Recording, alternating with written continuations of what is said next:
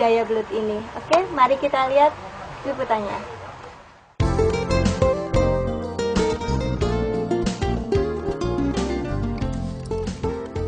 Pada budidaya belut, tahap yang pertama adalah pembuatan media untuk pembibitan belut. Di sini merupakan tempat untuk memperoleh benih-benih belut. Bahan-bahan apa sajakah yang digunakan untuk media pembuatan belut ini? Bahan yang dibutuhkan dalam pembuatan media pembibitan belut yaitu terdiri dari pupuk kandang yang telah fermentasi dengan jerami, terus ditambah dengan kedua pisang yang sudah lapuk atau sudah busuk.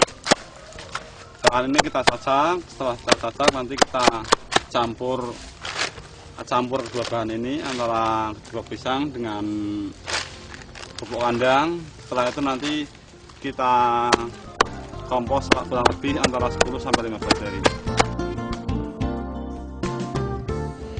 Pemirsa, fermentasi media dilakukan dengan tujuan menumbuhkan pakan alami yang bermanfaat untuk tumbuhnya nutrisi yang dibutuhkan sebagai makanan belut. Fermentasi dilakukan di dalam wadah berupa drum dengan susunan jerami, pupuk kandang, dan pelepah pisang di lapisan teratas. Masukkan biodekomposer dengan perbandingan 1:8. Masukkan larutan tersebut ke dalam media, lalu tutup rapat dengan terpal sampai rapat. Dalam kondisi tertutup, biarkan media membusuk selama 15 hingga 20 hari.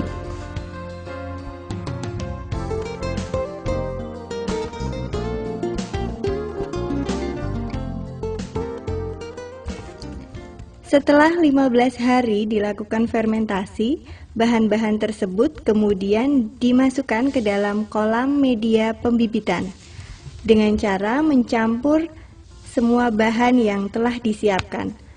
Tambahkan air secukupnya, aduk sampai merata. Pada umumnya, kolam pembibitan berukuran 1,5 kali 2 meter atau 2 kali 3 meter. Dengan bahan berupa terpal plastik ataupun kolam dari semen.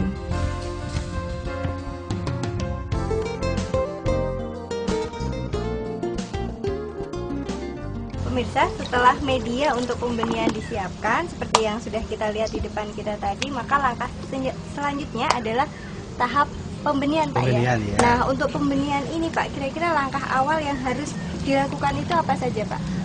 Yang pertama yaitu pemilihan induk. Pemilihan induk. Induk itu dari belut yang sudah berumur 5 bulan ke atas. Tapi 5 bulan ke atas ya. Tapi yang paling bagus adalah umur 7 bulan. Dengan ciri-ciri sebagai berikut ya. Ini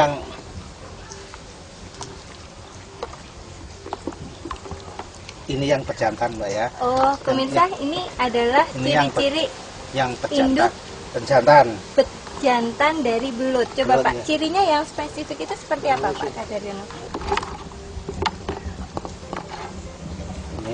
Ini yang jantan itu mulutnya papak ya, sedikit papak ya.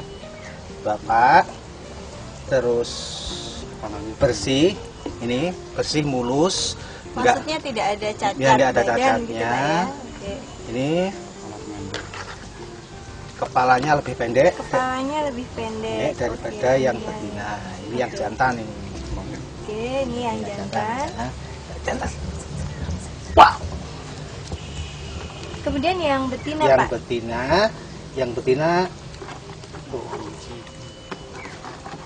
Yang betina itu mulutnya lebih lancip.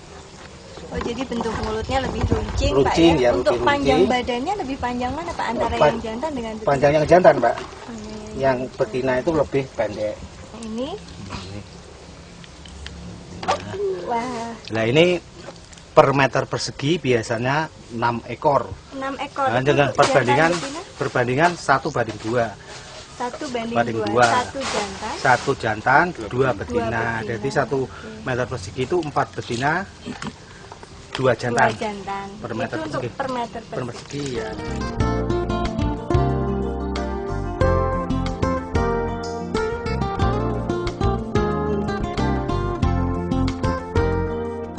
Belut mempunyai kelamin ganda pada kehidupannya. Belut menjalani pergantian kelamin dari betina ke jantan dalam siklus kehidupannya. Belut muda selalu berkelamin betina, sedangkan belut yang sudah tua selalu berkelamin jantan, dan karena sifat-sifat belut serupa itu, maka pada belut bisa mengalami masa kosong kelamin atau disebut banci. Dengan adanya perubahan kelamin inilah pada belut sering terjadi kanibalisme, saling bunuh dan makan di antara mereka sendiri.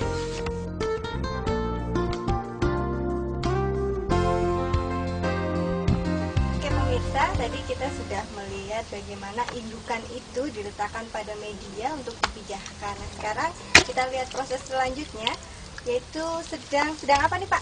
Panen bibit, Mbak. Panen bibit. Ya.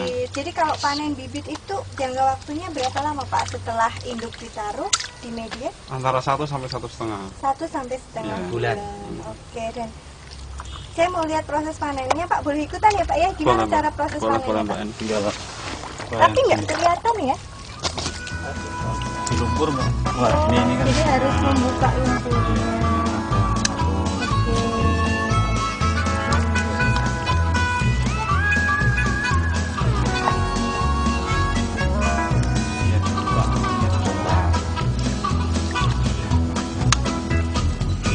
Jadi kalau untuk posisinya ini Mbak, ini kan memang, gini. memang terletak di dalam gitu Pak. Iya. Ngumpet ya Pak benihnya. Iya. Oke, pemirsa bisa melihat ini hasil dari panen benih. Nah, benih-benih ini yang nanti siap untuk ditebarkan Pak ya? Iya, ditebarkan. ditebarkan lagi. Oke, jadi kurang lebih kalau usia 1 sampai 1,5 bulan Iya. itu ukurannya segini Pak ya? Kurang Iya, lebih. iya kurang lebih gitu. Biasanya kalau untuk dipanen itu orang-orang membeli 1 kilonya itu berapa ekor Pak kalau untuk pemanenannya? Kemarin kalau yang kurang sekian ini sekitar 200, tapi kalau yang lebih gede lagi antara 100 sampai 200. Iya.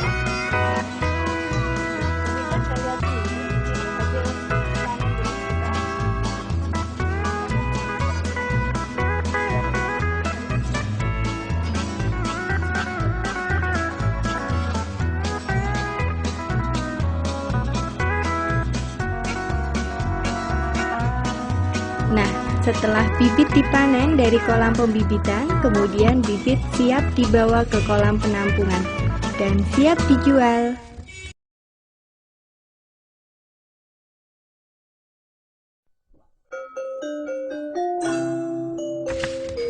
Nah pemirsa, setelah kita belajar bagaimana cara pembuatan pembenihan bibit belut, langkah selanjutnya adalah belajar bagaimana cara membudidayakan belut, pakan belut, yaitu budidaya cacing.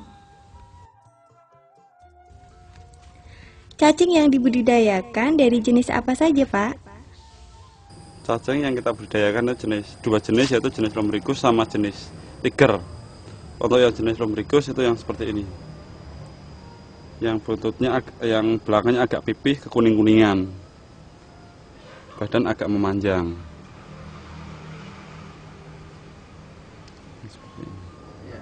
Dan untuk kalau yang tiger itu porsi badan lebih gede, dia bisa lebih panjang. Cuman untuk sekatnya tidak terlalu kelihatan, warnanya agak pudar, tidak seperti yang lumricus. Kalau lumricus serat cincin lingkar tubuhnya lebih kelihatan, kalau yang tiger kurang. Seperti ini.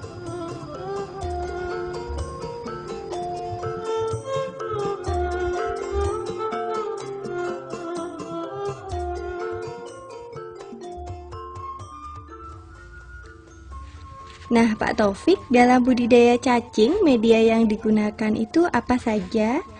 Boleh dong kita semua dibagi ilmunya. Ini fermentasi dari kedua pisang, terus kotoran ternak, pupuk kandang yang terutama buat dari sapi. Terus ini kedua pisang, terus jerami padi, dikasih serbuk gergaji sedikit, sama bekatul Bu. Ini kalau udah difermentasi selama 4-5 hari, hasilnya seperti ini. Dan nanti setelah seperti ini kita diberi air sedikit, setelah itu nanti bibit cacing dimasukkan. Kemudian untuk komposisi medianya seperti apa ya Pak? Perbandingan antara pupuk kandang, jerami dan gedebok pisang itu 4:2:1. 4 untuk pupuk kandang, 2 untuk serbuk gergaji, campuran serbuk gergaji, 1 untuk gedebok pisangnya.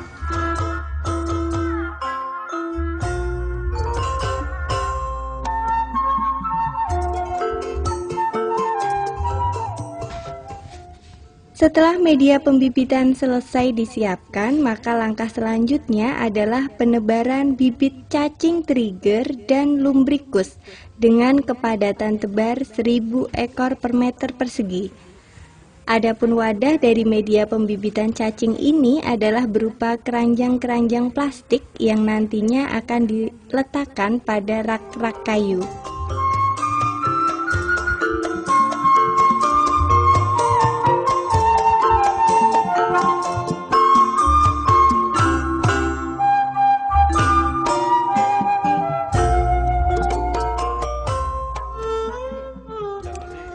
Selama pemeliharaan diberikan pakan berupa onggok atau limbah sayuran sebanyak 1 kali setiap harinya.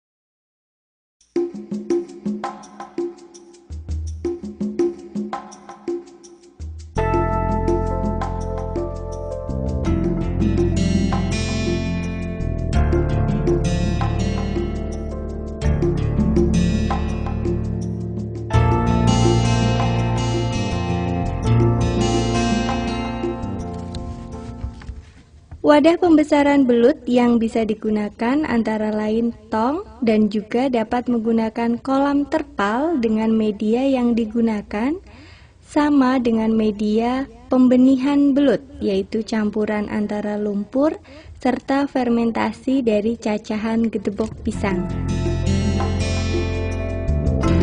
Pada dasarnya untuk pembuatan media pembesaran itu sama dengan pembuatan media untuk pembibitan.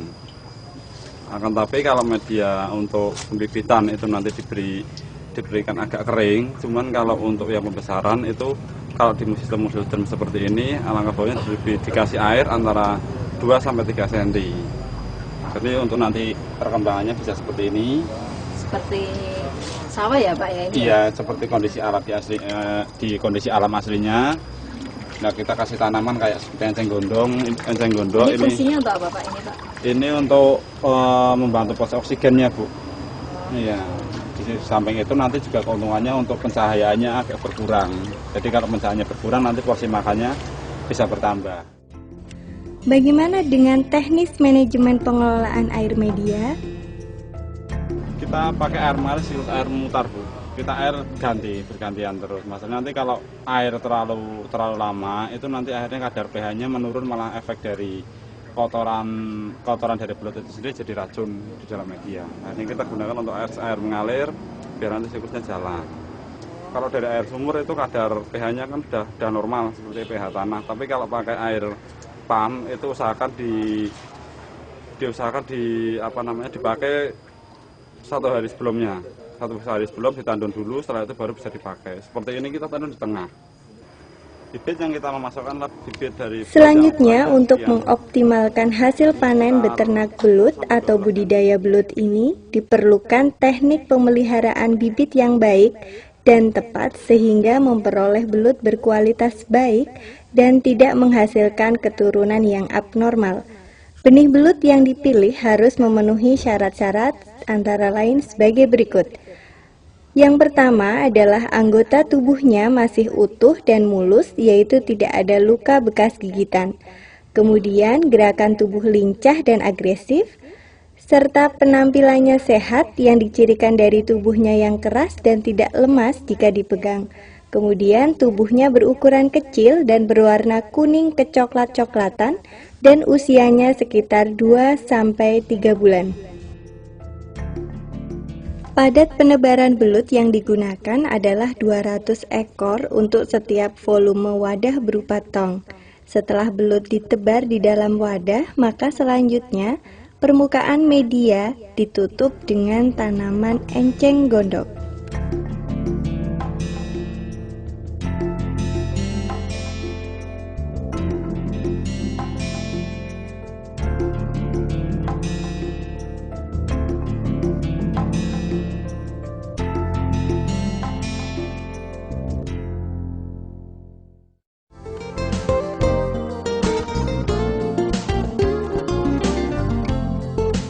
Teknis pemberian pakan yang dilakukan adalah sebanyak 1 kali per hari dengan mengingat sifat belut itu sendiri, yaitu hewan nokturnal atau hewan yang aktif di malam hari, sehingga pakan diberikan pada waktu menjelang petang.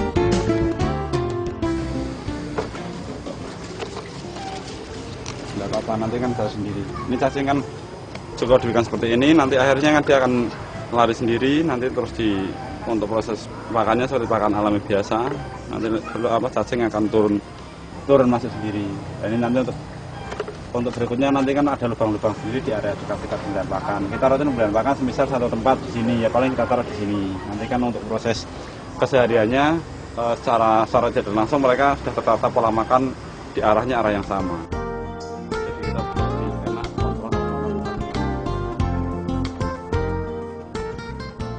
Ada untuk pemberian pakan itu 1 hari diberikan 1 kali, tapi untuk waktu yang lebih bagus itu sore hari. Di sore hari menjelang gelap itu pemberian pakan sore itu, karena untuk nanti proses lebih gelapnya untuk malam hari belut itu lebih agresif, porsi makan bisa lebih banyak.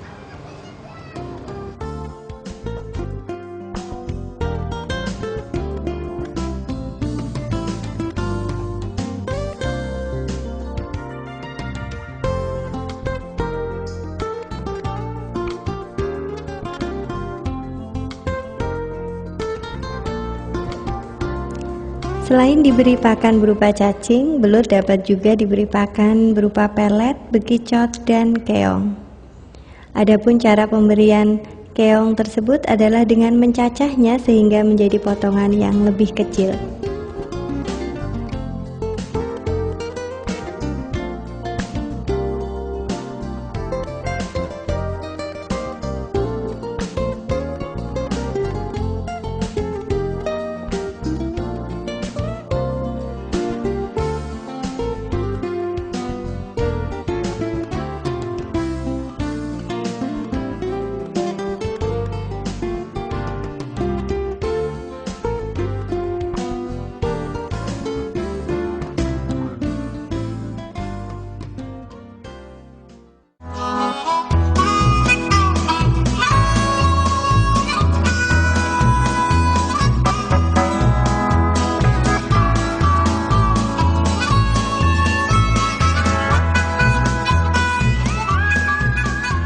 Selama masa pemeliharaan yaitu 3-4 bulan, belut siap untuk dipanen dengan ukuran 20 hingga 30 ekor per kilonya untuk pasar lokal dan